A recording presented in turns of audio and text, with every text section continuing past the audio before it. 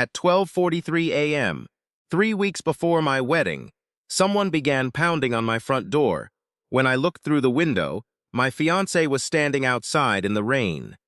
He was shaking, his shirt was torn, and the first words he screamed were, "Emily, she's pregnant, and the baby isn't mine." 6 weeks earlier, I had been planning the happiest day of my life. My name is Emily Parker, and I lived with my fiancé, Daniel Carter, in a quiet neighborhood outside Seattle, Washington. Daniel and I had been together for 4 years. We had a golden retriever named Charlie, a mortgage we complained about every month, and a wedding countdown taped to our refrigerator. I thought I knew my future. Then one Thursday evening, Daniel came home looking like he'd seen a ghost. "Emily," he said quietly, "Rachel called me." Rachel, his high school sweetheart. The woman whose name I had heard only a handful of times during our relationship. I put down my coffee. "Why is she calling you?" Daniel didn't answer immediately. "She says she's in trouble." I laughed nervously. "Then call the police." He didn't laugh. "She says she needs me." That sentence was the first crack in our marriage to be. 2 days later, Daniel packed a suitcase. "I'm going to Portland for a couple of days." I stared at him. "You're leaving 3 weeks before our wedding? It's not what you think." "Those words never mean anything good." He kissed my forehead. "I'll explain when I get back." But Daniel didn't come back Monday or Tuesday. On Wednesday morning, I opened Instagram. And there he was. Daniel standing on a beach beside Rachel. Her arm was wrapped around his waist. His face was smiling. The caption read, "Some things were never really over." My heart stopped. I called him. He answered after several rings. "Emily, are you coming home?" Silence. Then he said the sentence that shattered everything. "I think I still love Rachel." I sat down on the kitchen floor. "You're marrying me." "I know." "You told me you loved me yesterday." "I know." "Then why are you doing this?" His voice cracked. "Because I don't know who I am anymore." He hung up. That night, I removed my engagement ring. I placed it inside the wedding invitation box. Then I called the venue. "Cancel everything." For the next 2 weeks, I barely recognized myself. My mother, Linda, drove 6 hours from Spokane just to sit beside me. "You don't have to understand his decision," she told me. "You just have to survive it." So I did. I went back to work. I walked Charlie every morning. I changed the locks.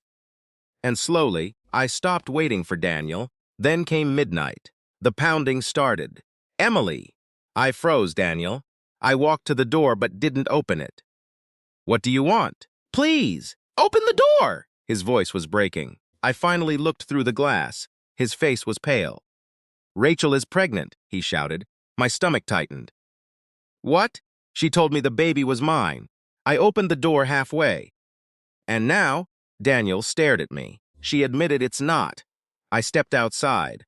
"So why are you here?" "Because Rachel never loved me." Rain ran down his face. "She used me." I almost laughed. "You left me for her." "I know." "You destroyed our wedding." "I know." "You broke my heart." "I know." Then Daniel pulled an envelope from his jacket. She didn't just lie about the baby. He handed it to me. Inside were printed emails. The first one made my blood run cold. It was from Rachel's father. It said, "Once Daniel marries Rachel, Emily will sign the property transfer." I looked up. "What property?" Daniel swallowed. "Our house." I stared at him. "Our house?" "Rachel knew about your grandmother's inheritance." My grandmother had left me a small investment portfolio and partial ownership in an old commercial property in Tacoma. "I had never thought much about it," Daniel continued. "Your property is worth millions now." I felt sick. So Rachel came back because of money. She and her father planned everything.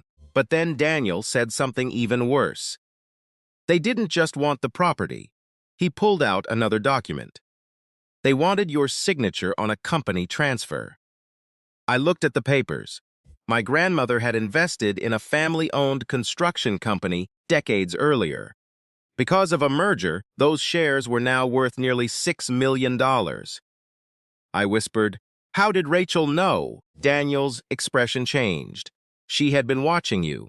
A cold silence filled the room. Then my phone buzzed, unknown number, one message. You should have signed when you had the chance. I looked at Daniel. He saw the message. His face went white. Emily. Suddenly headlights appeared outside. A black SUV stopped across the street. Daniel grabbed my wrist. Turn off the lights. We moved inside. The SUV stayed there for nearly 5 minutes. Then it drove away, I whispered. Call the police. Daniel nodded. But before he could reach for his phone, another message appeared. We know Daniel is with you. My heart pounded. Daniel looked at me. They know I'm here. That night, we went to the police. Detective Marcus Reed listened as we explained everything. The emails were examined. The property documents were verified. And then investigators discovered something neither of us expected. Rachel had been communicating with Daniel for almost 8 months. Not weeks. 8 months.